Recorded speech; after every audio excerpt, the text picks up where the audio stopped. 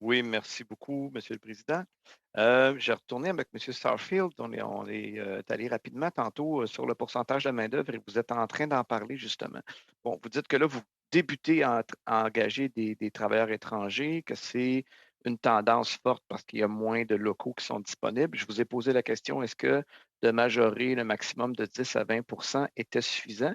Et vous m'avez répondu que préféreriez qu'on aille plus haut que ça, mais là, si vous n'êtes même pas encore à 10 en avez-vous vraiment besoin?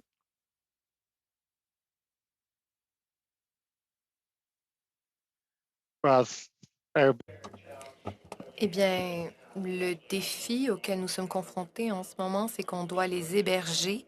Il y a une pénurie de logements dans notre secteur, donc on envisage peut-être bâtir certains logements afin de pouvoir les accommoder. Donc,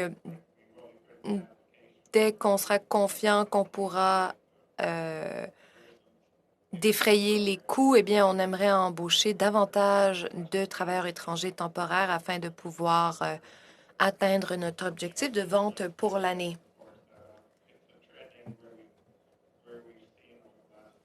Et c'est une tendance qui se dessine depuis 4 ans déjà.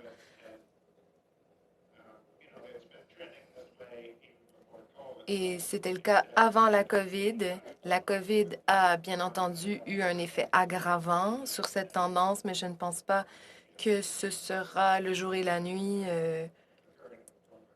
une fois qu'on sortira de cette crise. Si on avait des améliorations à apporter au programme des travailleurs étrangers, comme vous le connaissez maintenant, parce que vous en engagez maintenant, exemple, émettre des visas qui seraient sur une plus longue durée, mettons 3 ans, et qui pourraient être renouvelables, qui pourraient vous donner une prévisibilité au niveau de disponibilité de la main-d'œuvre. Est-ce que c'est quelque chose qui vous aiderait?